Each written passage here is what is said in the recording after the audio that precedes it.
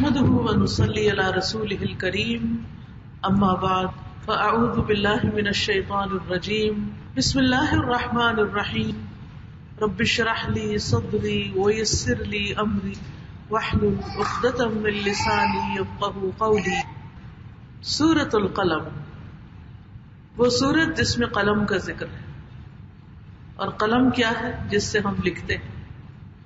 اللہ سبحانہ وتعالی نے قلم کو اتنی اہمیت دی کہ اس کے نام پر قرآن مجید کی ایک سورت مشہور ہوئی. یہ سورت مکہ میں نازل ہوئی. اس کی 52 آیات ہیں، 2 رکوع ہیں. اس سورت کو سورت نون بھی کہا جاتا ہے، جو مشہور نہیں لیکن اس کا ایک نام نون بھی ہے، کیونکہ اس میں اس کا آغاز حرف مقطعات میں سے نون کے ساتھ ہوتا ہے. نون والقلم وما یسطرون. قلم جو ہے، ایک تو وہ قلم ہے جس سے ہم لکھتے ہیں، جیسے اس وقت بھی آپ لوگوں کے ہاتھوں میں قلم ہے. اور ایک وہ قلم ہے جس کے ساتھ لوح محفوظ پر لکھا جاتا ہے، وہ سیکرٹ ٹیبلٹ جو ہے اس پر جو کچھ لکھا جاتا ہے. تو نون والقلم وما یسطرون، اور قسم ہے قلم کی اور جو وہ لکھ رہے ہیں، یعنی جو وہ جانتے ہیں، علم حاصل کرتے ہیں، اور لوح محفوظ پر جو کچھ لکھا جاتا ہے. اور اس کے علاوہ وہ فرشتے جو لوگوں کے اعمال لکھتے ہیں، یعنی فرشتوں کے بارے میں بھی وما یسطرون، لکھنے والے جو ہم بھی لکھتے ہیں، فرشتے بھی لکھتے ہیں، اور لوح محفوظ پر بھی لکھا جاتا ہے. قلم کی ہمارے دین میں اتنی زیادہ امپورٹنس ہے، دوسرے لفظوں میں پڑھنے لکھنے کی اتنی زیادہ اہمیت ہے کہ اللہ سبحانہ وتعالیٰ نے پہلی وحی میں ہی قلم کا ذکر کر دیا. اقرأ وربک الاکرم الذی علم بالقلم. پڑھیے، تمہارا رب سب سے زیادہ کرم کرنے والا ہے، وہ جس نے قلم کے ساتھ سکھایا. تو اس سے یہ پتہ چلتا ہے کہ علم قلم کے ساتھ ہی محفوظ کیا جا سکتا ہے. جو طالب علم ہوتا ہے، جو سیکھنے میں سنجیدہ ہوتا ہے، وہ ضروری باتوں کو لکھ لیتا ہے تاکہ وہ اس کو بھولے نہیں، اور اگر بھول جائے تو وہ دوبارہ ان کو پڑھ سکے. اللہ سبحانہ وتعالیٰ نے قلم کو اتنی عزت دی کہ اسے اپنے ہاتھ سے پیدا کیا. 4 چیزوں کو اللہ نے اپنے ہاتھ سے بنایا. ویسے تو اللہ تعالیٰ نے کن کہہ کے تخلیق کی ہے کہ ہو جا، اور وہ ہو گیا، لیکن 4 چیزوں کو اللہ نے عزت بخشی اور خود تخلیق کیا. ایک عرش، دوسرے قلم، تیسرے آدم علیہ السلام، اور چوتھے جنت عدن. سب سے پہلی چیز جس کو بنایا گیا وہ بھی قلم تھی. رسول اللہ صلی اللہ علیہ وسلم نے فرمایا، بے شک اللہ عز و جل نے سب سے پہلے قلم کو پیدا کیا تو اسے اپنے دائیں ہاتھ میں پکڑا، اور اللہ کے دونوں ہاتھ دائیں. آپ نے فرمایا، پھر اس نے دنیا کو اور دنیا میں کیے جانے والے ہر عمل اور معمول کو، نیکی اور بدی کو، خشک اور تر کو لکھا. سب چیزوں کو اپنے پاس لوح محفوظ میں شمار کر لیا. ہر چیز گنی ہوئی، کاؤنٹڈ، ایک نمبر موجود ہے، لکھی ہوئی ہے، اس میں کوئی کمی بیشی نہیں کر سکتا.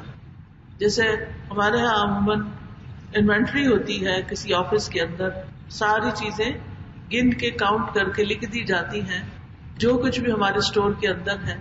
اللہ سبحانہ وتعالیٰ نے دنیا میں جو کچھ پیدا کیا اس سب کو شمار کر لیا، سب لکھا ہوا. اور ہمارے منہ سے بھی کوئی لفظ نہیں نکلتا، وہ بھی لکھ لیا جاتا ہے، اور وہ بھی گنا جائے گا کہ کون سا لفظ کتنی دفعہ بولا، سچ کتنا بولا، جھوٹ کتنا بولا، نیکی کی بات کتنی دفعہ بتائی، اینڈ سو آن. تو نامہ اعمال ہمارے قلم سے لکھے جا رہے ہیں. اور قلم کے بارے میں یہ بھی آتا ہے کہ نبی صلی اللہ علیہ وسلم کے پاس سورۃ النجم لکھی گئی. جب آپ سجدے والی آیت پر پہنچے تو آپ نے خود سجدہ کیا، صحابہ کہتے ہیں ہم نے بھی سجدہ کیا، اور قلم دوات نے بھی سجدہ کیا، وہ بھی جھک گئے. اللہ سبحانہ وتعالیٰ قلم کی قسم کھا کے فرما رہے ہیں، ما انت بنعمت ربک بمجنون. آپ اپنے رب کے فضل سے کوئی مجنون نہیں ہیں، کیونکہ اہل مکہ آپ کو مجنون کہتے تھے کہ یہ کیا آپ نے ایک نئی بات نکال لی. تو اللہ سبحانہ و تعالیٰ آپ کو تسلی دلا رہے ہیں اور فرما رہے ہیں کہ آپ اللہ کی رحمت سے، اللہ کے فضل سے کوئی مجنون نہیں ہے۔ اہل مکہ جو آپ کو مجنون سمجھتے تھے وہ خود جنون کا شکار تھے، خود ناسمجھ تھے کہ وہ آپ کے پیغام کو سمجھ نہیں سکے۔ آپ دیکھیے کہ جس شخص پر پہلی وحی کے الفاظ یہ ہوں کہ اقرأ بسم ربک الذی خلق خلق الانسان من علق، کہ تخلیق کا عمل بتایا جا رہا ہے۔ یہ آج کی سائنس نے انکشاف کیا کہ انسان اپنی تخلیق کے ابتدائی مرحلے میں کیسا ہوتا ہے۔ تو قلم جو ہے یہ علم کا، نالج کا سمبل ہے، اور جس شخص کے پاس نالج ہوتا ہے اس کو کوئی بے وقوف نہیں بنا سکتا۔ اگر کوئی کہے کہ وہ بے وقوف ہے تو یہ کہنے والا بے وقوف ہوگا، وہ نہیں ہوگا۔ تو رسول اللہ صلی اللہ علیہ وسلم کو ایسا علم عطا کیا گیا جو دنیا میں کسی کے پاس بھی نہیں تھا، تو بھلا آپ کیسے مجنون ہو سکتے تھے؟ تو اللہ تعالیٰ نے قلم کو گواہ بنایا کہ یہ لکھنے والے جو لکھ رہے ہیں اور یہ پیغمبر جو کچھ بتا رہے ہیں یہ اس بات کا ثبوت ہے کہ وہ مجنون نہیں ہے۔ اور اس میں آپ صلی اللہ علیہ وسلم کو کانفیڈنس دیا جا رہا ہے، اور پھر دنیا نے دیکھا کہ واقعی آپ مجنون نہیں تھے۔ جو کچھ آپ نے پیش کیا اس نے تو دنیا کا نقشہ ہی بدل دیا۔ اہل مکہ کے کچھ لوگ جو ناسمجھ تھے، جب وہ آپ کو مجنون کہتے تو اس کے بارے میں آتا ہے کہ قبیلہ ازد شنوعہ ایک قبیلے کا نام تھا، اس کا ایک شخص زماد اس کا نام تھا۔ وہ مکہ آیا اور وہ مشہور تھا جنون، آسیب اور جادو جن وغیرہ کے لیے جھاڑ پھونک کرتا تھا۔ تو مکہ کے بے وقوفوں کو کہتے ہوئے سنا کہ محمد صلی اللہ علیہ وسلم نعوذ باللہ مجنون ہے، تو اس نے کہا کہ میں اس آدمی کا علاج کرتا ہوں، مجھے لے چلو، میں کوئی جھاڑ پھونک کروں گا تو اس کی دیوانگی ختم ہو جائے گی۔ لیکن آپ کو تو کوئی دیوانگی تھی ہی نہیں۔ تو اس نے آپ صلی اللہ علیہ وسلم سے ملاقات کی اور کہا کہ اے محمد، میں جنوں وغیرہ کے لیے جھاڑ پھونک کرتا ہوں اور اللہ جسے چاہتا ہے میرے ہاتھ سے شفا دیتا ہے، تو آپ کیا اپنا علاج کرانا چاہتے ہیں؟ تو آپ صلی اللہ علیہ وسلم نے فرمایا الحمدللہ نحمدہ ونستعینہ من یہدہ اللہ فلا مضل لہ ومن یضلل فلا ہادی لہ۔ آپ نے یہ سارا خطبہ پڑھا ان کلمات کو آخر تک، تو زماد بڑا حیران ہوا، کہنے لگا ان کلمات کو دوبارہ سنائیے مجھے۔ تو آپ نے 3 مرتبہ اس کو پڑھ کے سنایا۔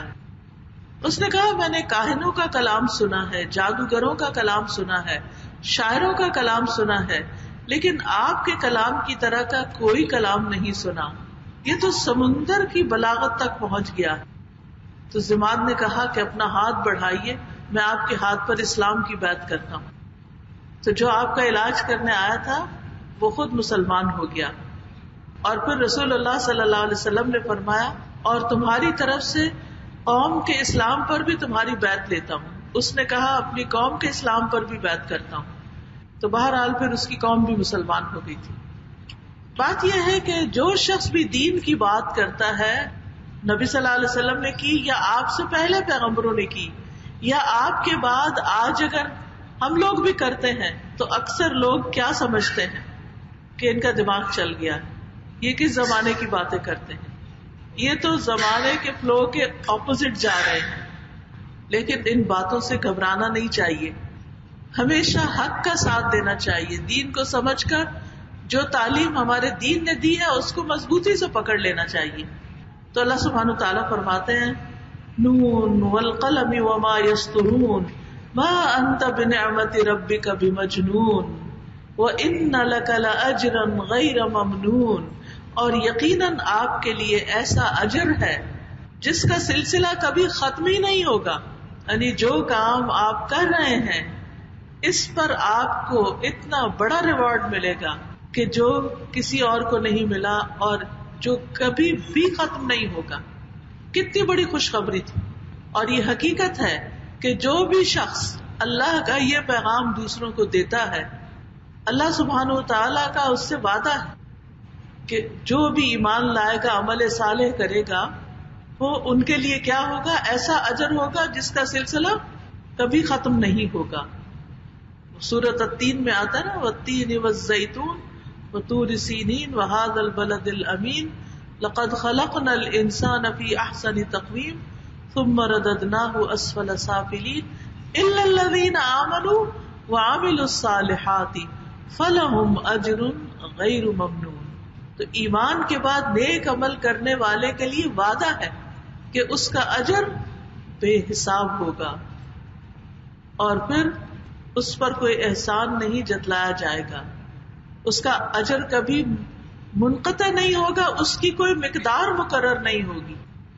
یعنی دنیا میں انسان کو کسی بھی کام پر جو اجر ملتا ہے وہ نپا تلا ہوتا ہے. مثلاً آپ کہیں جاب کرتے ہیں تو آپ کی سیلری اسمال ڈیجٹس تک ڈیفائنڈ ہوتی ہے کہ اتنی ملے گی، اینوئل اتنی ہوگی، منتھلی اتنی ہوگی، ویکلی اتنی ہوگی، تو اتنی ہی ملتی ہے. وہ آپ کو زیادہ نہیں دیتے الا یہ کہ کوئی بونس وغیرہ ہو، اور مہینے کے آخر تک وہ سیلری ختم بھی ہو جاتی. آپ کا بزنس ہو، آپ کچھ بھی ہو، کوئی بھی چیز دنیا میں پائیدار نہیں ہے. مال کو عربی میں مالا یمیل میل سے کہتے ہیں ڈھل جانے والی چیز. یہ مال ہاتھوں کی میل ہوتی ہے اور نکل جاتی. تو نبی صلی اللہ علیہ وسلم کے لیے جنت میں موتیوں کے 1000 محلات ہیں. آپ سوچئے ایک محل بھی اگر ہو تو اس کو وزٹ کرنا، اس کو دیکھنا بالنا اور اس کی ساری چیزوں کو انجوائے کرنا، اس کے لیے بھی ٹائم چاہیے. رسول اللہ صلی اللہ علیہ وسلم نے فرمایا مجھ پر میری امت کے مفتوحہ علاقے پیش کیے گئے تو میں بڑا خوش ہوا کہ میری امت اتنے بڑی زمین پر اپنی حکومت قائم کرے گی. obviously آپ خوش ہو گئے کہ میں جو پیغام لے کر آیا وہ اتنی دنیا تک پہنچ جائے گا. یعنی دنیا کا اگر آپ کو بتایا جائے کہ آپ نے جو کام کیا وہ دنیا کے اس حصے تک پھیل جائے گا تو آپ بڑے خوش ہوں گے، آپ کو یہ بہت بڑی اچیومنٹ ہے. لیکن اللہ سبحانہ وتعالیٰ نے فرمایا وَلَلْآخِرَةُ خَيْرٌ لَكَ مِنَ الْأُولَىٰ وَلَسَوْفَ يُعْطِيكَ رَبُّكَ فَتَرْضَىٰ، کہ آخرت آپ کے لیے دنیا سے زیادہ بہتر ہے اور آپ کا رب آپ کو اتنا دے گا کہ آپ راضی ہو جائیں گے. فَتَرْضَىٰ، خوش ہو جائیں گے. اللہ سبحانہ وتعالیٰ نے آپ کو جنت میں موتیوں کے 1000 محلات دیے جن کی مٹی کستوری کی ہے، اور ہر ایک محل میں وہی کچھ ہے جو اس کی شان کے مطابق ہے. یعنی دو بھی سملر نہیں ہے، ہر ایک کے اندر ایک نئی ورائٹی. پوری دنیا کے محلات کو جمع کر لیا جائے تو شاید 1000 نہ بنے، اور پھر ان کے اندر جو فرق ہے وہ بھی کوئی خاص نہیں ہوگا. عموماً ایک دوسرے کی نقل اتار کے چیزیں تیار کر لی جاتی ہیں. اور پھر فرمایا یہ آپ کو مجنون کہنے والے غلط کہہ رہے ہیں. اللہ سبحانہ وتعالی آپ کے حق میں گواہی دیتا ہے کہ وَإِنَّكَ لَعَلَىٰ خُلُقٍ عَظِيمٍ، کہ آپ اخلاق کی بلندیوں پہ فائز ہیں. یعنی مجنون کا تو اخلاق بیچارے کا کچھ بھی نہیں ہوتا، لیکن ان لوگوں کو نظر نہیں آتا کہ آپ کا اخلاق کتنا بڑا ہے. اگر ان کو نظر نہیں آتا تو اللہ سبحانہ وتعالی گواہی دیتا ہے. تو یاد رکھیے جو کام انسان اللہ تعالیٰ کے لیے کرتا ہے، اللہ سبحانہ تعالیٰ کے ہاں اگر وہ قبول ہو جاتا ہے تو اس سے بڑی کوئی سعادت نہیں. بہت دفعہ ایسا ہوتا ہے کہ آپ دنیا میں کوئی اچھا کام کر رہے ہوتے ہیں اور لوگ اس کو اکنالج نہیں کرتے، لوگ آپ کو الٹا ہی سمجھتے ہیں، لوگ آپ کے بارے میں غلط فہمی کا شکار ہو جاتے ہیں، آپ پر طرح طرح کی باتیں بناتے ہیں. لیکن اگر آپ نے رب کی رضا کے لیے کسی کی مدد کی ہے، کسی کو اسمائل دی ہے، کسی کے ساتھ اچھا سلوک کیا ہے، تو لوگوں کی باتوں پر یا لوگوں کے جوابی رویے پر بد دل نہ ہو، کرتے جائیں کیونکہ رب دیکھ رہا ہے. اور اگر وہاں سے گواہی آئی کہ تم پاس ہو گئے اور تم کامیاب ہو گئے اور تم سب سے اچھے اخلاق پر ہو تو بات ہی ختم. یعنی ساری دنیا کے سرٹیفکیٹ اور اکنالجمنٹ ایک طرف، اور اللہ سبحانہ وتعالیٰ کا یہ فرمانا وَإِنَّكَ لَعَلَىٰ خُلُقٍ عَظِيمٍ کہ آپ اخلاق کی بلندیوں پہ فائز ہیں، اس سے بڑی گواہی کوئی ہو ہی نہیں سکتی. تو ہمیشہ یہ سامنے رکھیے کہ مجھے وہ کرنا ہے جو میرے رب کو پسند ہے، جس سے وہ راضی ہو جائے. دنیا میں کوئی کیا کہتا ہے ڈزنٹ میٹر. تو آپ کا اخلاق کیسا تھا؟ وہ کیا اخلاق تھا جس کو بلند ترین اخلاق کہا گیا؟ ان میں سے ایک بات تو یہ ہے کہ آپ کا اخلاق قرآن تھا. یعنی قرآن میں موجود آداب اور اخلاق کی جتنی قسمیں ہیں وہ ساری آپ پر پوری اترتی تھی. پھر اسی طرح یہ ہے کہ آپ کا مزاج بڑا کریمانہ تھا، بہت بہت خوبصورت مزاج تھا کہ جس میں کوئی جلد بازی نہیں تھی اور جس میں کسی قسم کی ناپسندیدہ حرکات نہیں تھی.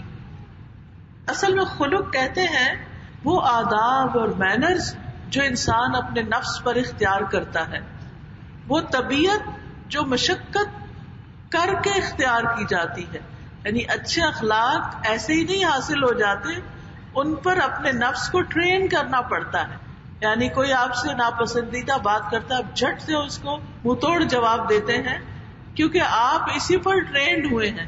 آپ نے بچپن سے یہی دیکھا اور سنا ہے، دوسرے ایسے ہی کرتے ہیں تو آپ کو پتہ ہی نہیں چلتا اور آپ ایسا کرنا شروع کر دیتے ہیں. تو جب آپ کو احساس ہوتا ہے کہ یہ تو ٹھیک نہیں کر رہی میں، تو پھر آپ اپنے آپ کو واپس کرتے ہیں کہ نہیں، مجھے اس کا رسپانس ایسے نہیں، ایسا کرنا ہے. تو اس کے لیے انسان کو تکلیف بھی اٹھانی پڑتی ہے، مشقت بھی ہوتی ہے. اور پھر اسی طرح یہ ہے کہ اخلاق جو ہے وہ انسان کی باطنی صورت ہے، رائٹ. یعنی جس طرح انسان کی ظاہری ایک شکل ہے، ہمارا ناک کیسا ہے، ہماری آنکھیں کیسی ہیں، ہمارے ہونٹ کیسے ہیں، ہمارے بال کیسے ہیں، یہ ساری چیزیں مل کے انسان کو خوبصورت بناتی ہیں. تو اسی طرح انسان کے اندر کو بھی ایک چیز خوبصورت بناتی ہے، اور وہ اس کا اخلاق، اس کی عادات ہیں جس کے مطابق انسان ریئیکٹ کرتا ہے. یعنی آپ اس پر کنٹرول نہیں کر سکتے. بہت دفعہ ایسا ہوتا ہے کہ جب کوئی شخص آپ کو کچھ کہتا ہے تو آپ سوچتے نہیں یا آپ ٹائم نہیں لیتے، آپ فوراً جواب دیتے ہیں، یا ہاتھ سے کوئی ایکشن کر دیتے ہیں، یا ناک سے، یا بھویں چڑھا لیتے ہیں، یا ماتھے پہ بل ڈال لیتے ہیں. تو وہ اتنا انسٹنٹ ریئیکشن ہوتا ہے جو دراصل آپ کے اندر کو ظاہر کر رہا ہوتا ہے کہ آپ اصل میں کیا ہیں. اخلاق کسی مصنوعی ایکشن کا نام نہیں ہے، یا اوپر اوپر سے کچھ باتیں کرنے کا نہیں. وہ آپ کے اندر کی تصویر ہے جو کسی کے عمل کے جواب میں سامنے آ جاتی، بار نظر آ جاتی ہے. نفس کی پختہ حالت ہے، پختہ عادات ہے، طبعی مزاج ہے. کچھ لوگوں کو مثلاً چھوٹی چھوٹی چیز بھڑکا دیتی ہے، اور کچھ لوگ بڑی بڑی باتوں پر کچھ بھی نہیں ریئیکٹ کرتے. کچھ لوگوں کو چھوٹی چھوٹی باتیں بزدل بنا دیتی ہیں اور وہ گھبرا اٹھتے ہیں اور پریشان ہو جاتے ہیں، اور کچھ لوگ بہت بڑی آواز بھی سن کر نہیں گھبراتے. اب اس میں آپ نبی صلی اللہ علیہ وسلم کا طرز عمل دیکھیے کہ مدینہ میں ایک دفعہ کچھ ایسی ہی آواز آئی تو لوگ گھبرا گئے، ڈر گئے، لیکن نبی صلی اللہ علیہ وسلم خود باہر چلے گئے اور جا کر انہوں نے سارا راؤنڈ لیا اور دیکھا. یعنی آپ بزدل نہیں تھے، آپ بخیل نہیں تھے، آپ جلدی گھبراتے نہیں تھے، جلد غصے میں نہیں آتے تھے، غصے کا اظہار اس طرح نہیں کرتے تھے. تو یاد رکھیے کہ اخلاق کی ایک قسم وہ ہوتی ہے جو بائی نیچر انسان کے اندر کچھ چیزیں ہوتی. کچھ لوگ بہت ٹھنڈے مزاج کے ہوتے ہیں، کچھ لوگ بہت ہاٹ ہوتے ہیں، چھوٹی چھوٹی باتوں پر بھڑک اٹھتے ہیں، کچھ لوگ دھیمے ہوتے ہیں، کچھ لوگ جلد باز ہوتے ہیں. تو کچھ لوگوں کو بائی نیچر مشکل نہیں ہوتی کہ وہ اچھا ریئیکٹ کرے کسی کے بات کے جواب میں، لیکن کچھ لوگوں کو بڑی مشکل ہوتی ہے، پھر انہیں محنت کر کے اپنے اندر اچھی عادتیں لانی پڑتی ہیں. لیکن یاد رکھیے کہ اچھے اخلاق سے انسان کے ایمان کی تکمیل ہوتی، ایمان کامل ہوتا ہے. رسول اللہ صلی اللہ علیہ وسلم نے فرمایا، تمام مومنوں میں سے سب سے زیادہ کامل ایمان والے، مکمل ایمان والے لوگ وہ ہیں جن کے اخلاق اچھے ہوں. تو آپ یوں سمجھیے کہ جیسے کسی پودے کے پھول بھی ہوں اور جڑیں بھی ہوں، تو ایمان جڑیں ہیں اور اخلاق پھول ہیں. اگر جڑیں خشک ہو جائیں تو پھول نہیں کھلا کرتے، ٹھیک ہے نا. تو اگر ایمان نہیں انسان کے اندر تو اس کا اخلاق اچھا ہو نہیں سکتا. اگر ہوگا بھی نا تو وہ صرف ظاہری اس نے لبادہ اوڑا ہوا ہوگا، جو ایک جگہ تو نظر آئے گا، دوسری جگہ نظر نہیں آئے گا. کچھ لوگ گھر کے باہر بہت اچھے ہوتے ہیں، گھر جاؤ تو شیطان سے بھی بدترین، یعنی ان کے بیوی بچے یا ان کے گھر والے جو ہیں وہ ان سے تنگ آئے ہوئے ہوتے ہیں، لیکن باہر سب ان کی بڑی تعریفیں کر رہے ہوتے ہیں. تو یہ انہوں نے باہر لبادہ اوڑا. جیسے ہم گھر سے نکلتے ہیں نا تو اچھے کپڑے پہن کے نکلتے ہیں، اور گھر میں واپس آ کے پھر نائٹ سوٹ میں گھومتے پھرتے رہتے ہیں. تو اسی طرح کچھ لوگوں کا اخلاق گھر میں ایسا ہی ہوتا ہے، اور باہر وہ لبادہ اوڑھ کے اچھا سا چلے جاتے ہیں. تو یہ حقیقی اخلاق نہیں ہوتا. اللہ کی نظر میں اس کی کوئی قیمت نہیں ہے. اللہ سبحانہ و تعالیٰ کی نظر میں اسی اخلاق کی قیمت ہے جو ایمان کی جڑ سے پھوٹتا ہے. پھر یہ اسلام کی خوبصورتی ہے. رسول اللہ صلی اللہ علیہ وسلم نے فرمایا وَإِنَّ أَحْسَنَ النَّاسِ إِسْلَامًا أَحْسَنُهُمْ خُلُقًا. اسلام کے اعتبار سے سب لوگوں سے زیادہ اچھا وہ شخص ہوتا ہے جس کے اخلاق سب سے زیادہ اچھے ہوتے ہیں. سب سے افضل عمل ہے. نبی صلی اللہ علیہ وسلم نے فرمایا ابن آدم نے کوئی ایسا عمل نہیں کیا جو نماز اور آپس میں صلح کروانے اور اچھے اخلاق سے بہتر. یعنی نماز کے بعد، نماز آبویسلی سب سے اہم کام ہے، لیکن اس کے بعد جب لوگوں سے معاملہ ہو تو اچھے اخلاق کے ساتھ ہو، اور اگر لوگ آپس میں لڑے جھگڑے ہوں تو ان کے درمیان صلح کرا دی جائے. ایک اور حدیث میں آتا ہے کہ بے شک مومن اپنے اچھے اخلاق کی وجہ سے روزہ دار اور قیام کرنے والے کا درجہ حاصل کر لیتا ہے. یعنی ایسا شخص جو دن کو روزہ رکھے رات بھر کھڑا رہے، اور دوسرا شخص جو اچھے اخلاق سے لوگوں کے کام آتا ہے، لوگوں کی مشکلات آسان کرتا ہے، ان کے لیے کمفرٹ کا باعث ہوتا ہے، سکون کا باعث ہوتا ہے. پھر اسی طرح یہ کہ اللہ تعالیٰ کی محبوب صفت ہے.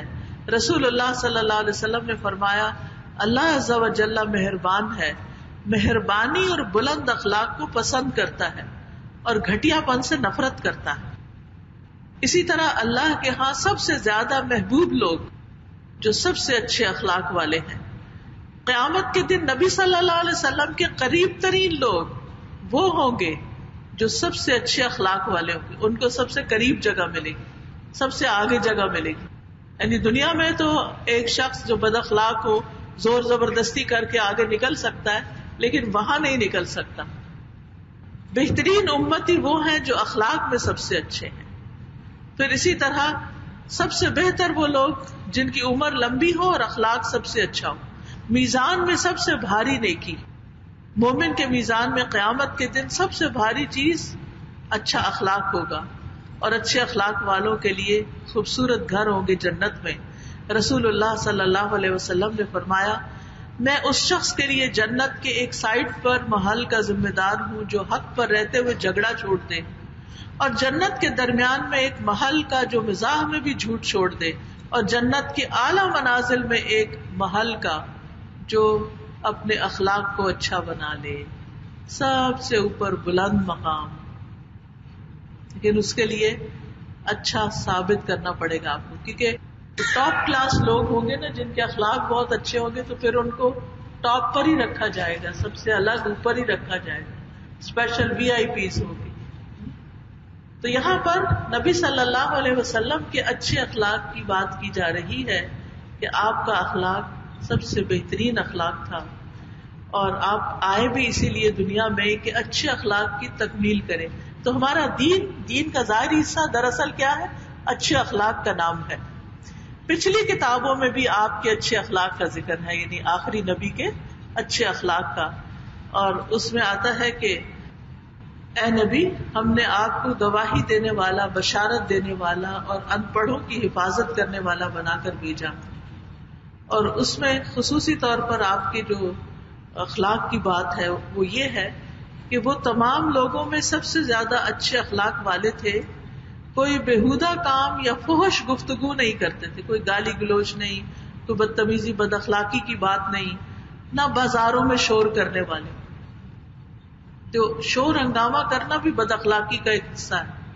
زور زور سے بولنا، زور زور سے ہنسنا دوسروں کی اذیت کا باعث بن جاتا ہے. زور زور سے آوازیں کسنا دوسروں کو، ان چیزوں سے بھی بچنا چاہیے. پھر اسی طرح آپ کا اخلاق کیا تھا کہ آپ برائی کا بدلہ برائی سے نہیں دیتے تھے، یعنی کوئی برا کرے تو جواب میں برا نہیں کرتے تھے، بلکہ معاف کر دیتے اور درگزر فرماتے تھے. آپ کے ساتھ ہی آپ کے اچھے اخلاق کی گواہی دیتے تھے. یعنی اچھا اخلاق اس کا ہے جس کے دوست احباب اس کی گواہی دیتے ہوں. خادم اور بچے آپ کے اچھے اخلاق کی گواہی دیتے تھے. جیسے حضرت انس کے بارے میں آتا ہے، وہ کہتے ہیں کہ میں 10 سال آپ کے ساتھ رہا، آپ نے کبھی مجھے کسی کام پر جو میں نے کیا ہو یوں نہیں کہا کہ تم نے ایسے کیوں کیا، اور جو میں نے چھوڑ دیا آپ نے کبھی ایسے نہیں کیا کہ تم نے کیوں نہیں کیا یا ایسا کیوں کیا. نبی صلی اللہ علیہ وسلم کے اخلاق سے متاثر ہو کر لوگ مسلمان ہوئے تھے، اور اسی طرح نبی صلی اللہ علیہ وسلم نے اچھے اخلاق کے لیے دعائیں بھی ہمیں سکھائی ہیں. نماز کے آغاز میں بھی اچھے اخلاق کی دعا ہے، اور نماز کے بعد میں بھی. نبی صلی اللہ علیہ وسلم سے محبت کا تقاضا یہ کہتا ہے کہ ہم بھی اپنے اخلاق کو بہترین کریں. اس کے لیے پریکٹیکل ٹپ یہ ہے کہ آپ اخلاق کے بارے میں، اخلاق کریمی جو آپ صلی اللہ علیہ وسلم ہے اس کے بارے میں کوئی کتاب اپنے زیر مطالعہ رکھیں. سال میں ایک دفعہ سیرت کی کوئی کتاب پڑھنا، حدیث کی کوئی کتاب پڑھنا آپ کے اخلاق کو اچھا کر دے گا. کیونکہ آپ صلی اللہ علیہ وسلم قرآن کی عملی تفسیر تھے. بعض اوقات ہم قرآن کا ترجمہ بھی جان لیتے ہیں، تفسیر بھی جان لیتے ہیں، لیکن وہ عمل میں لانا ہمیں سمجھ نہیں آتی کیسے لائیں. تو وہ عمل میں کون لایا؟ سب سے پہلے نبی صلی اللہ علیہ وسلم لے کر آئے. اس لیے جب آپ گول سیٹنگ کریں، مثلا نیا سال شروع ہوتا ہے یا سمر کے بعد نیا سال ایک طرح سے بچوں کا اسکول کا شروع ہوتا ہے، تو اپنے لیے بھی اور بچوں کے لیے بھی گول سیٹنگ کریں کہ بیٹا اس سال ہم مثلا سورۃ الملک یاد کر لیں گے، ترجمے سے کریں گے، تفسیر سے کریں گے، اس کے اندر جو عمل کی باتیں ہیں وہ عمل کر لیں گے، اس کو حفظ کر لیں گے. پھر اسی طرح حدیث میں فلاں کتاب پڑھیں گے، اس سال کے اندر ہم نے مکمل کرنی ہے. اسی طرح اور بھی جو چیزیں آپ کروانا چاہتے ہیں، کیونکہ جب انسان اپنا کوئی ٹارگٹ سیٹ کر لیتا ہے نا تو پھر وہ چیز ہو جاتی ہے. اور اگر سیٹ نہ کریں تو پھر اچھا آج کرتے کل کرتے کر لیں گے ہوتا نہیں ہے. تو یاد رکھیے اچھے اخلاق ہو نہیں سکتے جب تک محمد صلی اللہ علیہ وسلم کی سیرت، سنت، حدیث کا علم نہ ہو بندے کو. اور یہ بھی نہیں کہ ایک دفعہ 2-4 دن میں کتاب پڑھی رکھی اور کہا مجھے پتہ چل گیا آپ کیسے تھے، یہ نہیں کافی، بلکہ کنٹینیوسلی تھوڑا تھوڑا روز، تھوڑا تھوڑا، اور اس کو اس طرح آئینہ جیسے روز دیکھتے ہیں نا اپنی شکل، ایسے ہی ہم نے اس حدیث کو سامنے رکھ کے اپنی شکل دیکھنی ہے کہ کیا ہم میں بھی یہ چیزیں ہیں، ہم بھی اس طرح کے معاملے کرتے ہیں یا نہیں کرتے. پھر فرمایا فَسَتُبْصِرُ وَيُبْصِرُونَ، پس ان قریب آپ بھی دیکھیں گے اور وہ بھی دیکھیں گے. یعنی آپ بھی دیکھ لیں گے کہ آپ کا انجام اور آپ کا مقام اور آپ کا مشن کہاں تک پہنچتا ہے، اور یہ بھی دیکھ لیں گے جو آپ کو مجنون کہتے ہیں کہ یہ کس قدر ناکام ہونے والے ہیں. اور آپ فکر نہیں کریں ان کی باتوں کی، جلد ہی ان کو حق و باطل کا فرق سمجھ آ جائے گا. دنیا میں بھی جان لیں گے اور قیامت کے دن تو پتہ چل ہی جائے گا کہ کون سچا تھا اور کون نہیں تھا. بِأَيِّكُمُ الْمَفْتُونَ، کہ تم میں سے مفتون یا مجنون کون ہے، کون بھٹکا ہوا ہے، کون فتنے میں ہے، یا کس کو عذاب ملنے والا ہے. مفتون کے یہ سارے معنی ہیں. فَلَا تُطِعِ الْمُكَذِّبِينَ، جھٹلانے والوں کی بات نہ مانیے. یہ جو آپ کے کلام کو جھٹلا رہے ہیں، قرآن کو جھٹلا رہے ہیں، دین کو جھٹلا رہے ہیں، آپ ان کی بات نہ سنیں. یعنی اصل میں یہ سب کچھ ہمارے ساتھ بھی ہوتا ہے نا. یعنی نبی صلی اللہ علیہ وسلم تو ہمارے ایک رہنما ہے، اور ہم دیکھ رہے ہیں کہ آپ کو لوگ طرح طرح کی باتیں کر رہے ہیں اور آپ ان سے پریشان ہوتے ہیں. اللہ تعالیٰ کی طرف سے وحی آتی ہے، تسلی دی جاتی ہے، اور آپ کو پورا یقین، کانفیڈنس دیا جاتا ہے کہ آپ کے ساتھ کچھ برا نہیں ہونے والا. وہ تو پہلے ہی دن حضرت خدیجہ رضی اللہ تعالیٰ عنہا نے آپ کو بتا دیا تھا کہ آپ کے اخلاق اتنے اچھے ہیں کہ اللہ آپ کو رسوا نہیں کرے گا، آپ کے ساتھ برا نہیں ہو سکتا. لیکن وقتی طور پہ مخالفتیں تو بہت ہوئی، تو اس سے آپ گھبرائے بھی. تو آپ کو بتایا جا رہا ہے کہ آپ بس انتظار کریں، اپنا اخلاق کے ساتھ کام کرتے جائیں، آپ کو جلد پتا چل جائے گا کہ کامیابی کس کی ہے. فلا تطع المکذبین، ان جھٹلانے والوں کی باتوں میں نہ آئیں. ودوا لو تدہن فیدہنون، یہ تو چاہتے ہیں کہ آپ کمزوری دکھائیں تو یہ بھی ڈھیلے پڑ جائیں، آپ ڈھیلے پڑے تو یہ بھی ڈھیلے. یہ جو مخالفت میں بہت طاقت لگا رہے ہیں، یہ خود اس سے تنگ ہے کہ ہم اس سے نکل آئیں. لیکن اب چونکہ انا کا مسئلہ ہے تو آپ فکر نہیں کریں، اور آپ نے اپنے موقف سے نہیں ہٹنا، اس میں نرمی نہیں دکھانی. اور پھر مداحنت کا اصل معنی ہوتا ہے دشمن کے ساتھ رواداری کرنا. یہ چاہتے ہیں کہ آپ ان کے ساتھ رواداری کریں تو یہ بھی پھر جواب میں ٹھیک ہو جائیں.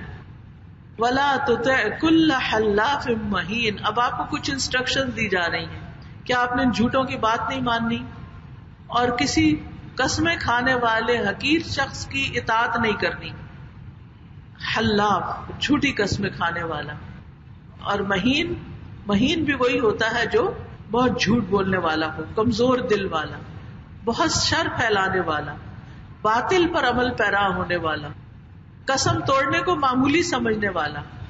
یعنی جس کا یہ اخلاق ہو آپ نے اس کی بات نہیں ماننی، بات بات پہ قسم کھانا. یہاں جھوٹی قسم کھانے کی مذمت بھی کی جا رہی ہے. کچھ لوگ خرید و فروخت میں جھوٹی قسمیں کھاتے ہیں، قیامت کے دن اللہ سبحانہ وتعالیٰ ان کی طرف دیکھیں گے بھی نہیں. پھر جھوٹی قسمیں کھانے سے مال کی برکت بھی اٹھ جاتی ہے، اور چھوٹی چھوٹی باتوں پہ قسم نہیں کھانی چاہیے، اس کے لیے وعید آئی ہے.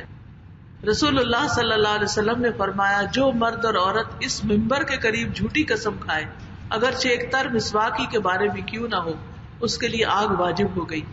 یعنی جھوٹی قسم کھانے کا اتنا بڑا گناہ ہے. پھر کسی کے دباؤ میں آ کے قسم نہیں کھانی چاہیے. نبی صلی اللہ علیہ وسلم نے فرمایا جو کسی دباؤ میں آ کے جان بوجھ کے یا انجانے میں جھوٹی قسم کھا لے تو چاہیے کہ اس کے سبب وہ اپنا ٹھکانہ جہنم میں بنا لے. یعنی بعض اوقات لوگ جھوٹی قسم کھا جاتے ہیں، کوئی ان کو مجبور کرتا ہے تو وہ کہتے ہیں چلو ابھی تو جان چھڑاؤ، ہم نہیں مانتے. کئی دفعہ ہوتا ہے نا آپ نے کام نہیں کیا ہوتا تو لوگ کہتے ہیں کہ نہیں تم نے کیا، کھاؤ قسم. تو اس میں بھی پریشر میں نہیں آنا چاہیے. پھر اسی طرح یہ ہے کہ اللہ سبحانہ تعالیٰ ایسے لوگوں سے بغض رکھتا ہے. اگر کبھی قسم کھا لے انسان تو اس کا کفارہ دے، اور وہ صدقے کی صورت میں. صرف اللہ کے نام کی ہی قسم کھانی چاہیے، اور اللہ کے نام پہ کھائی گئی قسم کو پورا کرنا چاہیے.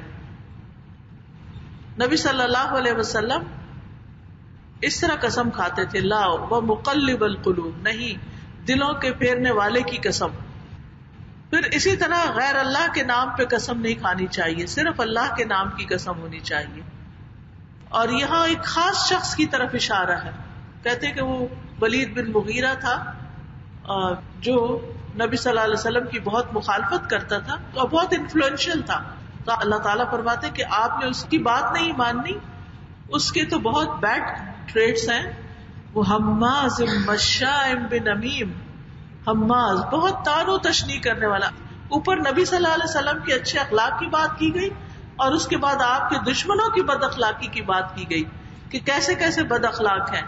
حماز ہیں، یعنی یہ حماز ہے جو تان و تشنیع کرتا ہے، تانے دیتا ہے، غیبت کرتا ہے. مشاء بنمیم، باتیں ادھر ادھر پھیلاتا ہے، جھوٹ کے ساتھ دوڑ دھوپ کرنے والا ہے. اور یہاں پر آپ دیکھیے کہ انڈائریکٹلی تانا دینے کی مذمت بھی بیان کی گئی ہے، اور قرآن مجید میں آتا ہے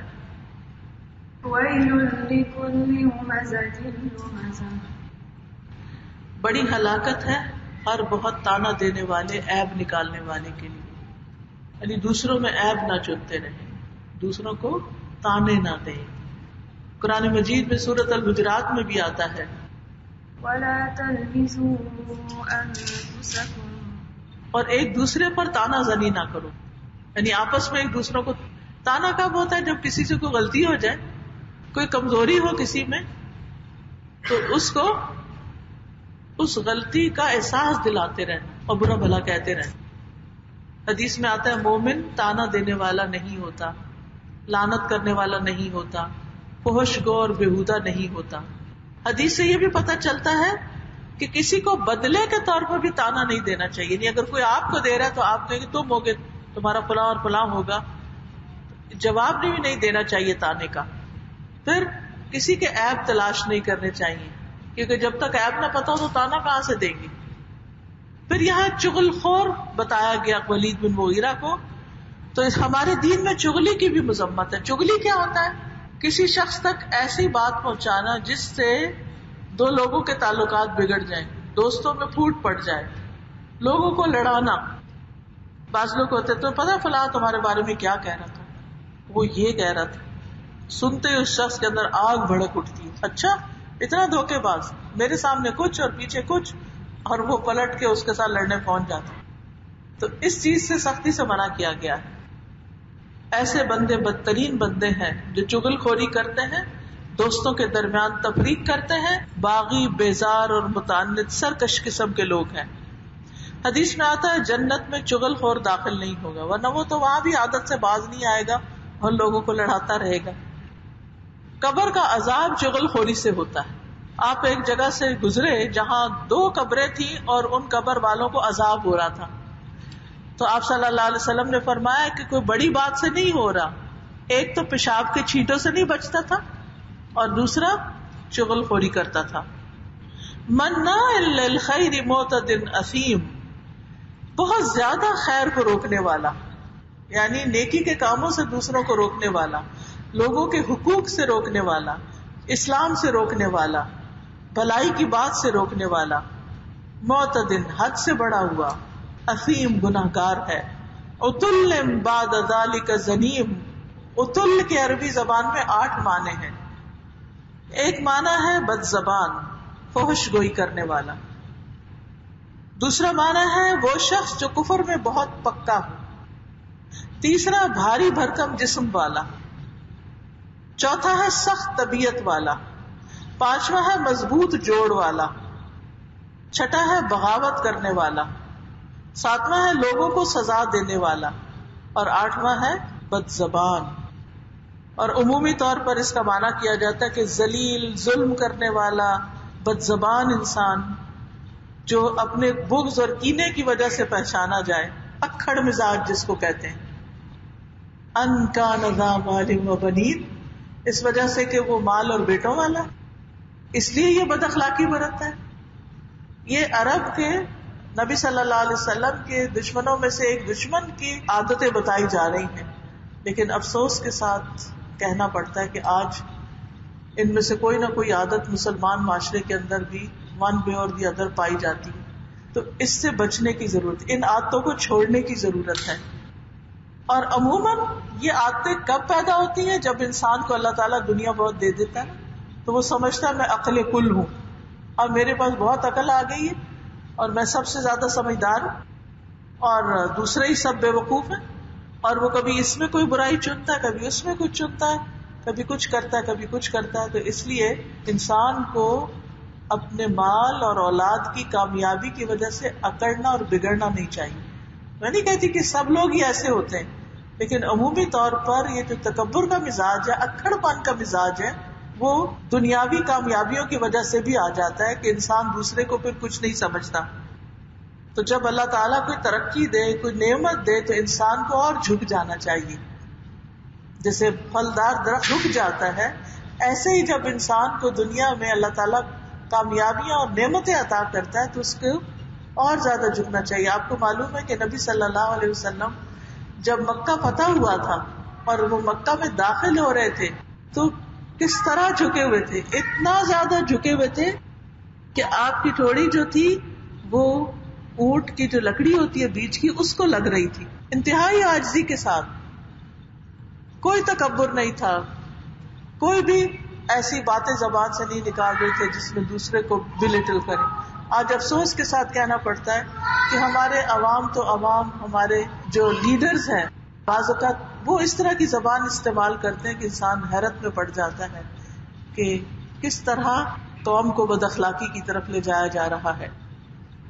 اذا تتلی علیہ آیاتنا قال اساطیر الاولین، جب اس پر ہماری آیات پڑھی جاتی ہیں، جو قرآن پڑھا جاتا ہے تو کہتا ہے یہ پچھلے وقتوں کی کہانیاں ہیں، پچھلے لوگوں کے قصے ہیں، باطل کہانیاں ہیں. سنسمہ علی الخرطوم، ان قریب ہم اس کی ناک پر داغ لگائیں گے، یعنی قیامت کے دن اس کی ناک پر کالا داغ ہوگا، اس کی ناک پر ضرب لگائی جائے گی، زخم لگایا جائے گا. ایک معنی یہ بھی کیا گیا ہے کہ بری باتوں کے ذریعے اس کے ذکر کو مشہور کیا جائے گا، یعنی یہ جو اس کے بد اخلاقی بتائی جا رہی ہے اس سے اس کی رسوائی اور بے عزتی ہوگی، ناک کٹے گی. انا بلوناہم کما بلونا اصحاب الجنہ اذ اقسموا لیصرمنها مصبحین.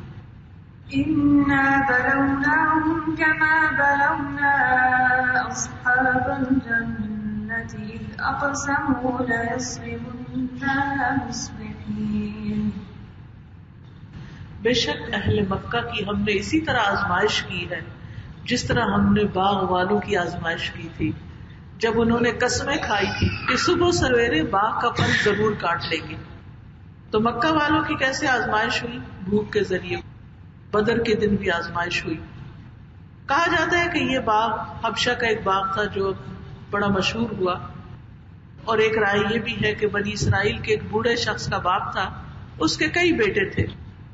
وہ بوڑھا شخص جو تھا وہ اپنے باغ میں سے صرف اتنا بچا کے رکھتا تھا جو اس کے گھر والوں کے لیے کافی ہوتا اور باقی سب صدقہ کر دیتا تھا. تو اس کے بیٹے بہت چڑھتے تھے اس بات سے کہ ہمارا باپ جو ہے وہ کچھ رکھتا ہی نہیں، سب دے دیتا اوروں کو. تو ہوا یہ کہ اس کا باپ فوت ہو گیا، یعنی ان کا باپ فوت ہو گیا تو باغ کس کے حصے میں آیا؟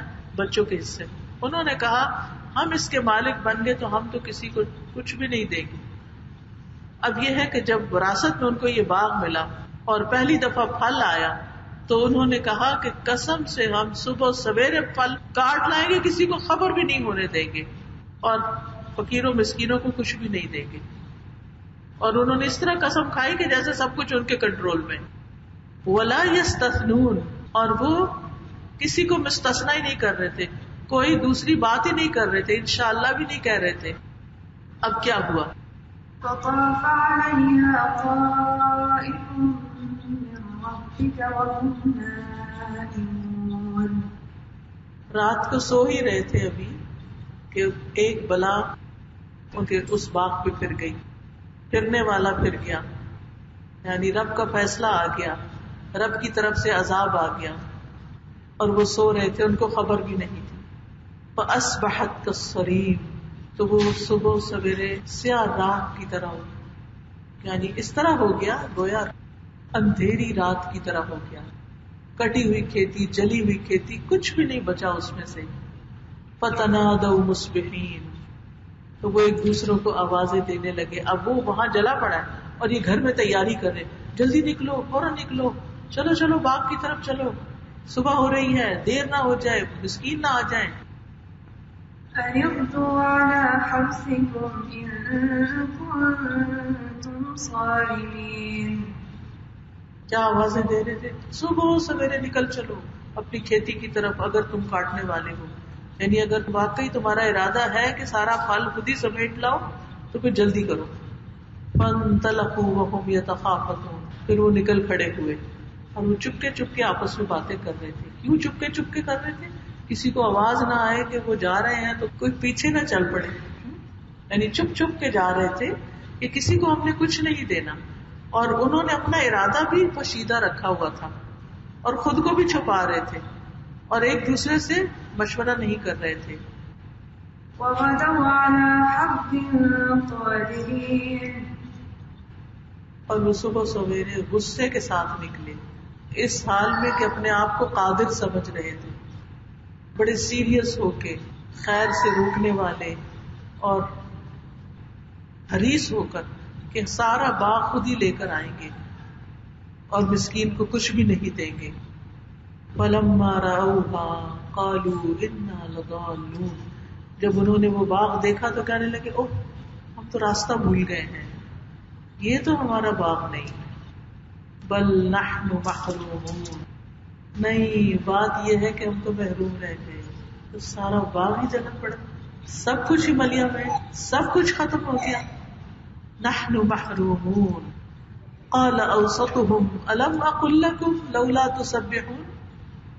قال أوسطهم ألم أقل لكم لولا تسبحون.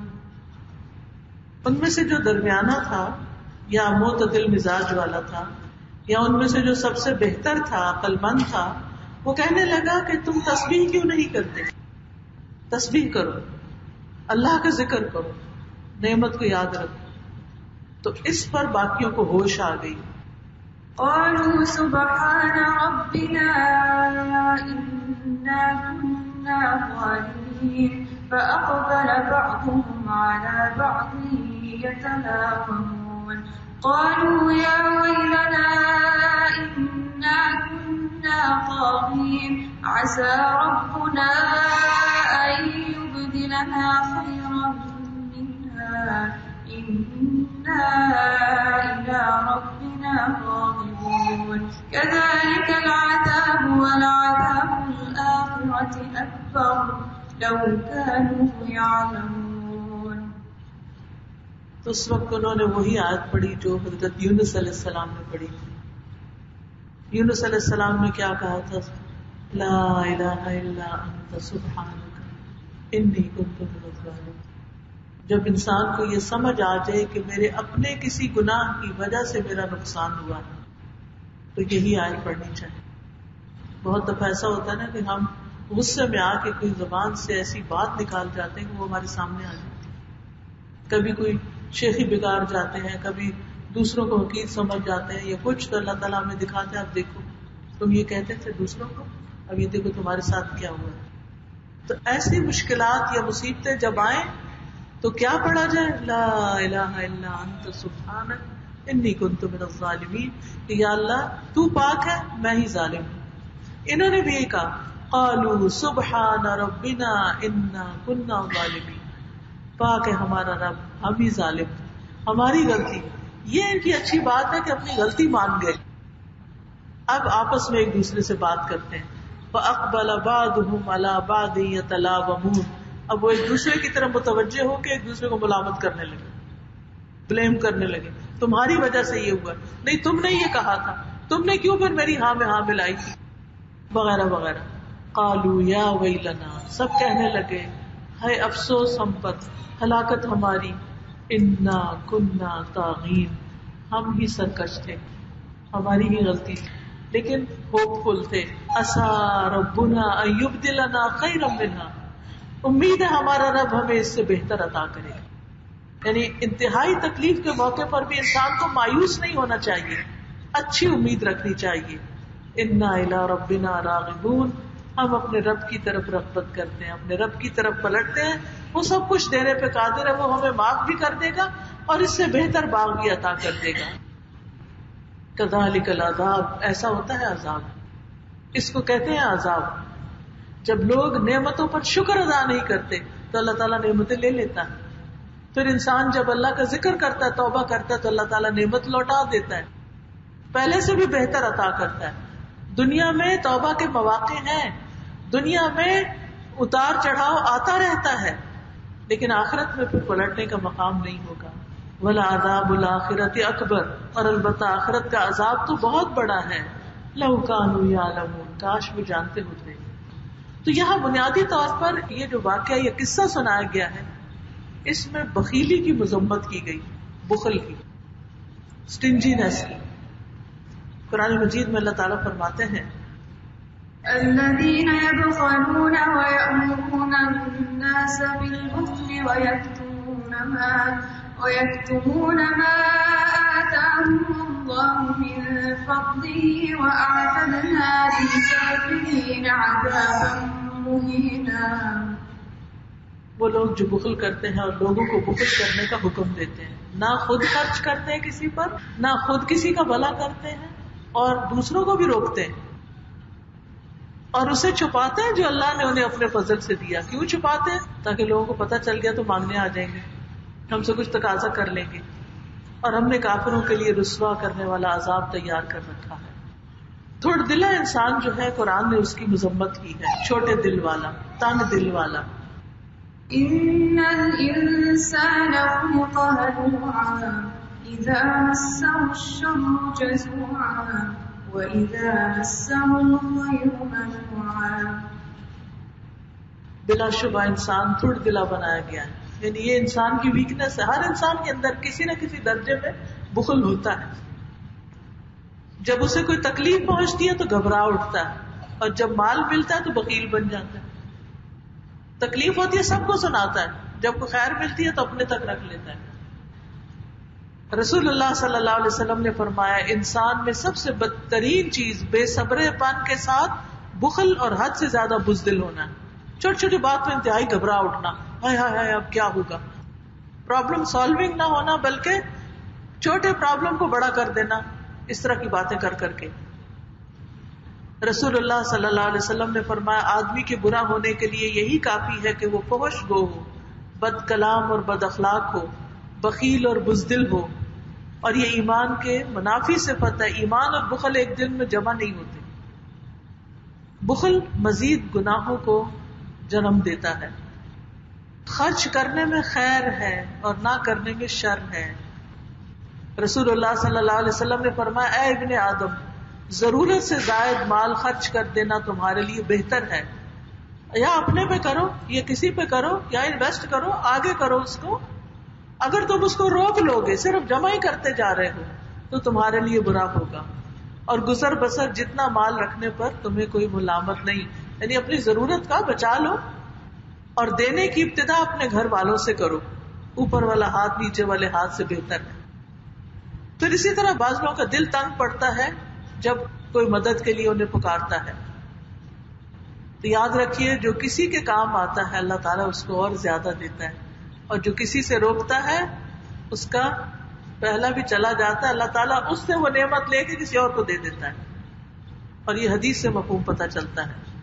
معاملات بھی تنگ ہوتے ہیں. یعنی بعض لوگ کہتے ہیں نا ہمارے ہر کام میں رکاوٹ ہے، بزنس خراب ہے، بچوں کی شادی نہیں ہوتی، اولاد نہیں ہوتی، فلاں نہیں ہوتا. ہمیں نظر لگ گئی. ٹھیک ہے، نظر بھی ہوتی ہے، لیکن ہمیں اپنے اعمال پر بھی غور کرنا چاہیے.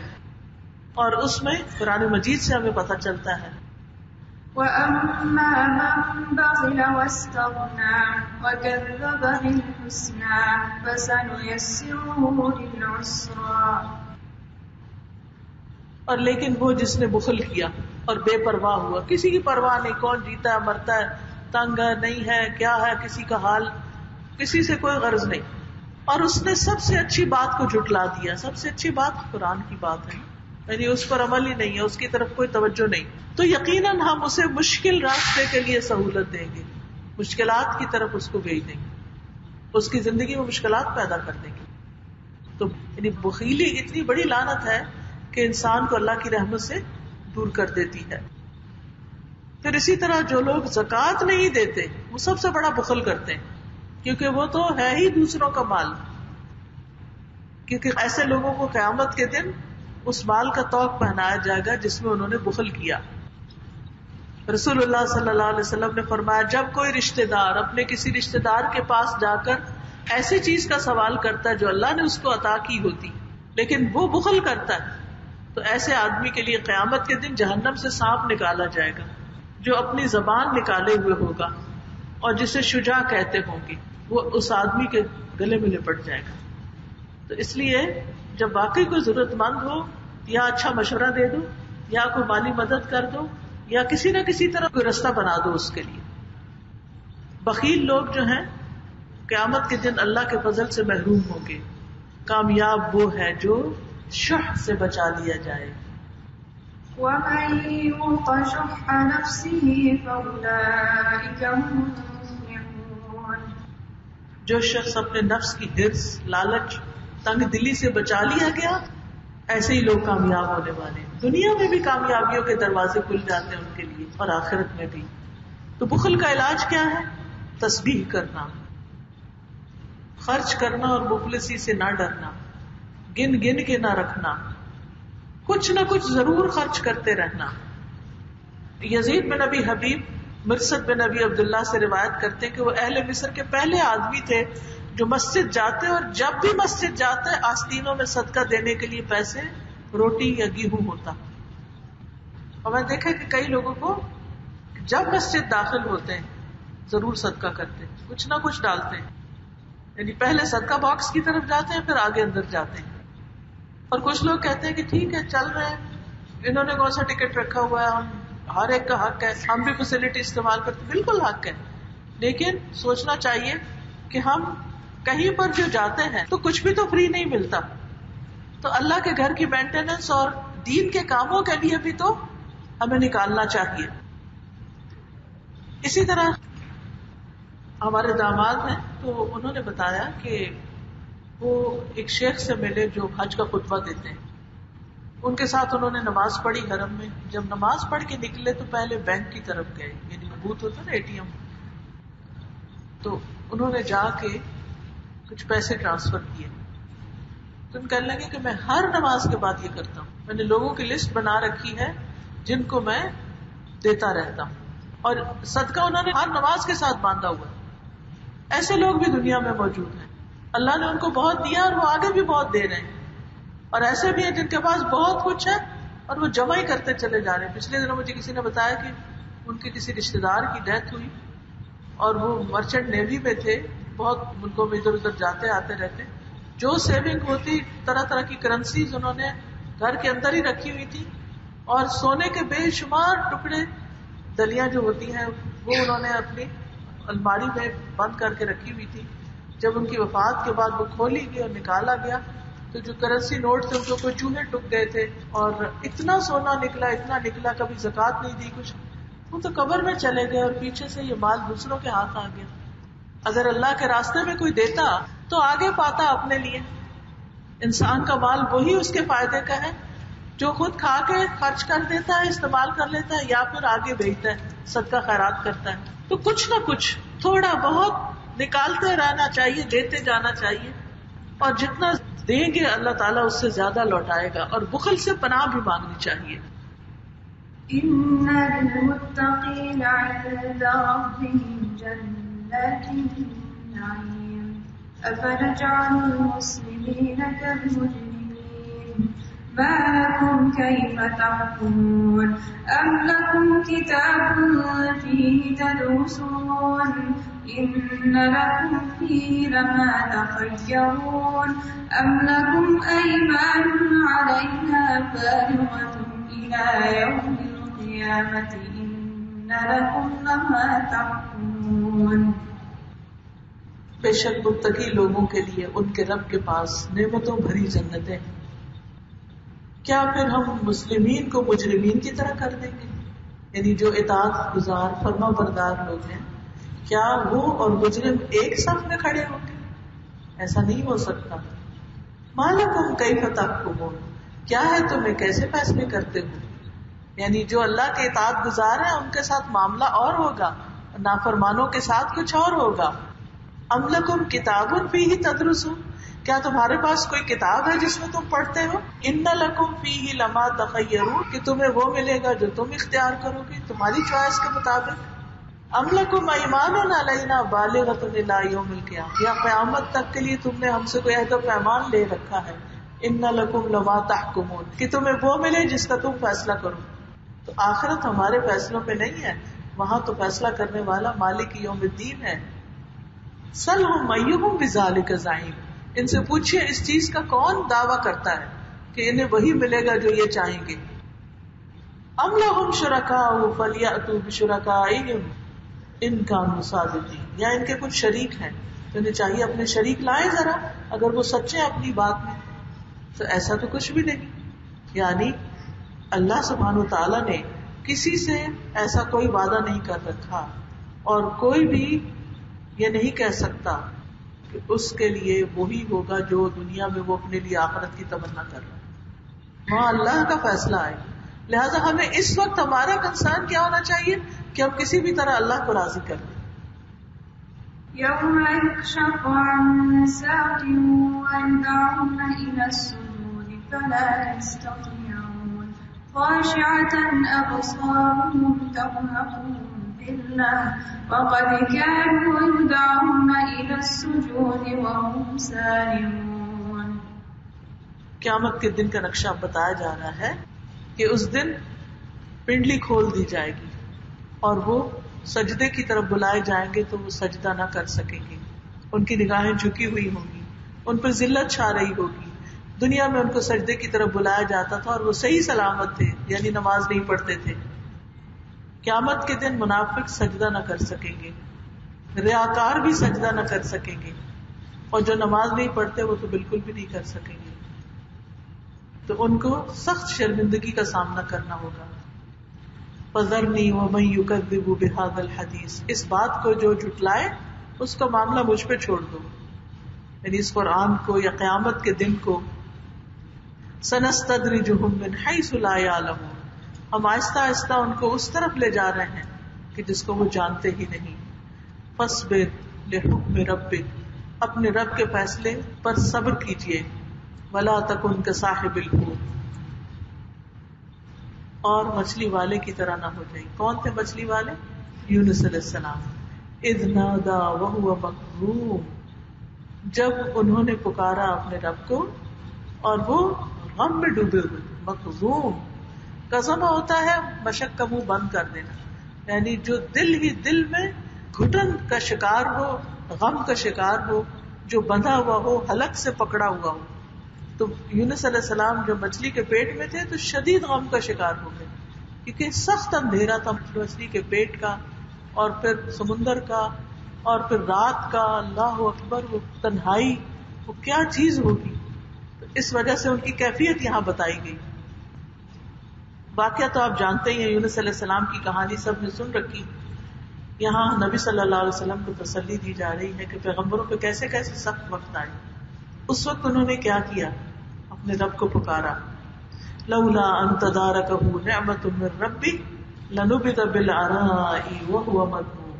اب اگر اس کے رب کی نعمت اس کو نہ پاتی تو وہ چٹیل میدان میں پھینک دیے جاتے اور وہ مذمت زدہ ہوتے. فاجتباہ ربہ فجعلہ من الصالحین، تو اس کے رب نے اس کو چن لیا اور اسے صالحین میں شامل کر لیا. اب یہ کیا نعمت تھی؟ تو اس کے رب کی طرف سے تھی، یعنی اللہ تعالیٰ کی طرف سے نبوت کی نعمت، کہ وہ اللہ کے نبی تھے تو اللہ نے ان پر احسان کیا اور ان کی دعا جلد سن لی. ان کی پچھلی عبادتیں جو تھی ان کا فائدہ ہو گیا ان کو. پھر وہ اللہ کے سامنے گڑ گڑا رہے تھے اور پھر مچھلی کے پیٹ سے نکال دیے گئے، ورنہ وہ کھلی زمین پہ پھینک دیے جاتے اور قیامت کے دن بھی پریشان ہوتے، قابل ملامت ہوتے. یہاں جس چیز کی طرف ہم سب کو توجہ کرنی چاہیے وہ کیا ہے کہ انسان مصیبت میں تو پھنستا ہے لیکن صرف اللہ کے فضل سے اس سے نکل سکتا ہے. اور ایک اور جگہ پر آتا ہے کہ اگر وہ تسبیح نہ کرتے تو قیامت تک وہاں رہتے مچھلی کے پیٹ میں. تو ہمیں تسبیح بھی کرنی چاہیے، جب غم ہو، دکھ ہو، پریشانی ہو تو تسبیح کرنی چاہیے. وَإِن يَكَادُ الَّذِينَ كَفَرُوا، اور قریب ہے کہ یہ لوگ جنہوں نے کفر کیا، لَيُزْلِقُونَكَ بِأَبْصَارِهِمْ، پچھاڑ دیں آپ کو اپنی نگاہوں سے، یا آنکھوں سے آر پار کر دیں، یا نظر لگا دیں، کیونکہ نظر بد کا لگنا برحق ہے. نظر کے بارے میں ابن قیم کہتے ہیں کہ یہ ایک تیر کی طرح ہے جو جا کے لگتی ہے اور انسان کو تکلیف پہنچتی ہے. رسول اللہ صلی اللہ علیہ وسلم نے فرمایا بے شک نظر بد آدمی کو اللہ کے حکم سے دیوانہ کر دیتی ہے. اللہ کا اذن ہو تو لگتی ہے ورنہ نہیں لگ سکتی. حتیٰ کہ بسا اوقات وہ اونچی جگہ پہ چڑھتا ہے اور وہاں سے گر پڑتا ہے، سوئسائڈ کر لیتا ہے، ایسی بیماری لگ جاتی. انسانوں کی اکثریت کی موت کا باعث نظر ہوتی. رسول اللہ صلی اللہ علیہ وسلم نے فرمایا اللہ کی قدر اور قضاء کے بعد میری امت کے اکثر لوگوں کی موت کا سبب نظر بد ہوگی. جانوروں کی موت کا سبب بھی بن جاتی ہے یہ نظر، تو اس کا علاج کرنا چاہیے. معوذتین اس کا بہترین علاج ہے. صبح شام کے اذکار، یہ ایاک نستعین کتاب ہے، یہ ایاک نستعین کتاب ہے، اس میں نظر بد کی دعائیں بھی موجود ہیں. اور پھر یہ کہ انسان کو جو نعمتیں ملے ان پر شکر گزار ہونا چاہیے، تو یہ شکر گزاری کے فائدے بھی آپ کو ملیں گے. پھر اسی طرح اگر نظر لگ جائے اور کاموں میں رکاوٹ آئے، بیماری کو پتہ نہ چلے، تو انسان کو تسبیح کے ساتھ ساتھ استغفار کرنی چاہیے. یہ کتاب ہے جس میں استغفار کی برکتیں لکھی ہوئی ہیں. پھر اسی طرح گناہوں کی وجہ سے انسان کے اوپر، یعنی انسان کا ایمان کمزور پڑتا ہے، ساری چیزیں اٹیک کر دیتی ہیں، تو وہ اعمال کرنے چاہیے جو گناہوں کو دھو ڈالیں. تو یہ کتاب ہے گناہوں کو دھو ڈالنے والے اعمال. یہ چھوٹی چھوٹی کتابیں گھر میں انسان ان کو پڑھتا رہے اور اپنا علاج خود کرتا رہے. اسی طرح یہ شفا کی دعائیں ہیں، یعنی جب کوئی ایسی بیماری لگ جائے یا تکلیف ہو جائے تو پھر انسان یہ دعائیں پڑھے اور اس سے انشاءاللہ نظر بد وغیرہ کا علاج ہو جائے گا. اس کے علاوہ بھی یہاں یہ چھوٹے چھوٹے کارڈز ہیں، وضو کے بعد کی دعائیں ہیں، استخارہ کرنا چاہیے ہر کام اہم کرنے سے پہلے. پھر گھروں میں لڑائی جھگڑے فساد ہے، آپس کی محبتیں نہیں، تو یہ دعا اپنی فریج پہ لگا لے، اللہم الف بین قلوبنا، اور یہ پڑھتے رہیں. پھر اسی طرح نعمتوں پر شکر کرنے کے لیے ایک کارڈ ہے اللہ تعالیٰ کی تعریف کا. اور یہ جو تسبیحات ابھی میں نے بتائی کہ جو حضرت یونس علیہ السلام نے تسبیح پڑھی تھی آیت کریمہ، اس کا کیا فائدہ، اور دیگر تسبیحات، تو آپ یہ خود بھی اور اپنے صدقہ جاریہ کے لیے اپنے دوستوں اور رشتہ داروں کو بھی دیجیے تاکہ وہ لوگ بھی چیزیں پڑھیں اور ان کی پریشانیاں دور ہوں. بعض اوقات ہم صرف ان کے مسئلے سن لیتے ہیں اور ان کو کچھ پڑھنے کو بتا نہیں سکتے. تو یہ چیزیں اگر ہمارے پاس ہو تو فوراً ہی حاضر کر دیں. ہم کسی کی تکلیف دور کرنے کا باعث بنے تو اللہ تعالیٰ ہماری تکلیفیں دور کرے گا. اور اسی طرح یہ ہے کہ دوسروں کو برکت کی دعا دینی چاہیے. ہم صرف ماشاء اللہ کہہ دیتے ہیں, یہ نہیں کافی. جب آپ کسی کی نعمت دیکھیں تو کہیں کہ اللہ تعالیٰ تمہیں اس میں برکت عطا کرے. فرمایا کہ قریب تھا کہ یہ, اور جب یہ ذکر سنتے ہیں تو وہ کہتے ہیں کہ بے شک آپ مجنون ہیں. وما ہوا الا ذکر للعالمین, حالانکہ یہ یاد دہانی ہے, شرف کا باعث ہے, لوگوں کو جنت و جہنم کے بارے میں بتانے والا قرآن ہے.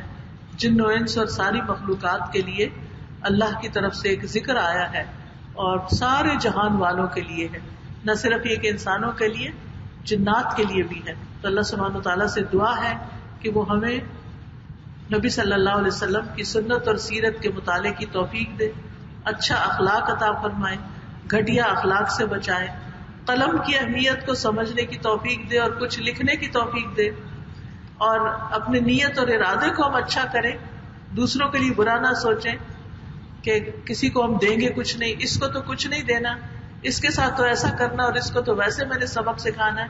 ان چیزوں سے پرہیز کریں. اور پھر اسی طرح کی نمازوں کی پابندی کریں, اور اگر کوئی تکلیف آ جائے تو کیا پڑھیں, لا الہ الا انت سبحانک انی کنت من الظالمین. جزاکم اللہ خیرا کثیرا. سبحانک اللہم وبحمدک اشہد ان لا الہ الا انت استغفرک واتوب الیک. یہ جو میں نے کارڈز اور بکس انٹروڈیوس کیا, اسٹال لگا ہوا ہے, بہن موجود ہے, آپ لے سکتے ہیں. اور یہ بھی صدقہ ہے, بلکہ صدقہ جاریہ کی ایک قسم ہے. آپ کی لی ہوئی کتاب کہیں کوئی پڑھے گا, جو عمل کرے گا آپ کو ثواب ملتا جائے گا. بارک اللہ فیکم. اللہ سبحانہ وتعالیٰ آپ سب کا آنا قبول فرمائے. اللہ سبحانہ وتعالیٰ آپ سب کو صحت, ایمان, عافیت, عزت اور اپنی رحمت سے نوازے. اللہ ہماری اولادوں کو ایمان پر قائم رکھے, ہماری نسلوں میں خیر و برکت جاری کر دے, تمام بیماروں کو شفائے کاملہ عطا فرما دے. یا اللہ تو ہم سب کے ایمان مضبوط کر دے, ہمیں اچھا اخلاق عطا کر دے, ہمیں نظر بد اور ہر حسد شر سے محفوظ رکھ. یا اللہ اس جگہ کو آباد کر دے, بہت بابرکت کر دے, اور جنہوں نے اس مجلس کا اہتمام کیا ہے انہیں اس کی بہترین جزائے خیر عطا فرما.